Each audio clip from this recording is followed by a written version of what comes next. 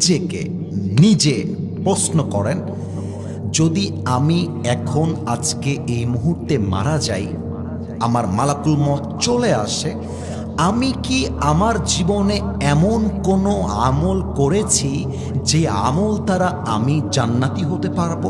নিজেকে প্রশ্ন করেন, নিজেকে বলেন, আমি কি আমার জীবনে এমন কোনো আমলের কাছে গেছি যে আমলের দ্বারা এখনই মৃত্যুর পরে আমার জন্য জান্নাতের ফয়সালা হয়ে যাবে? যদি আপনার মন বলে ইয়েস, আমি এমন একটি আমল করেছি যে আমলের দ্বারা এখনই জান্নাত পাবো, দেন আপনার জন্য আমার আজকের ওয়াজ নয়। কিন্তু যদি আপনার মন বলে না, আমি তো আমার জীবনে এমন কোনো আমল করি নাই যে আমি এখনই মারা গেলে জান্নাতি হতে পারবো, যদি আপনার মন বলে না, আমি তো এমন কোনো নেক আমল করতে পারি নাই যে আমার কবরটা জাহান্নামের বাগান হবে না, আমি তো এমন কোনো আমল করি নাই, তাহলে আপনি এখনো দাড়ি কাটেন কেন?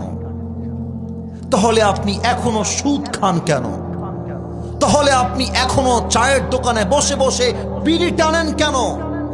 তাহলে আপনি এখনো চায়ের দোকানে বসে বসে সিনেমা দেখেন কেন? এই যুবক ভাইরা, বলো তো তোমরা আমাকে, তুমি যে এখন মরবা না, যুবক বলে মরবা না, এমন কোন গ্যারান্টি কি তোমার কাছে আছে? তাহলে তুমি পর্নোগ্রাফি দেখো কেন? হারাম প্রেম করো কেন? কিসের ওয়েট করছো তুমি? কার অপেক্ষা? ইয়াকুব আলাইহিস সালাম, মালাকুল মউতের সঙ্গে তার একটা বন্ধুত্ব ছিল। এটা আমি শুনেছিলাম পাকিস্তানের একজন টপ ফেমাস স্কলার, নাম হচ্ছে মাওলানা তারিক জামিল। অসাধারণ কথা তার। উনি বললেন যে याकूब एक दिन मलकुल मौत से कहा कि ऐ मलकुल मौत, मैं तुम्हारे पास एक रिक्वेस्ट करना चाहता हूं। একটা দাবি আছে আমার। কি দাবি বলেন? আমার দাবি হলো, তুমি যখন রূহ কবজ করতে যাও, কাউকে খবর না দিয়ে চলে যাও।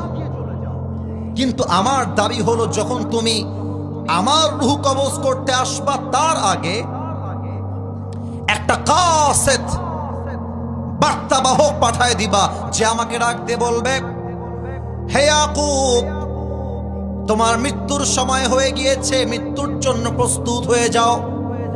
আমি সাথে সাথেই মৃত্যুর জন্য প্রস্তুত হয়ে যাবা।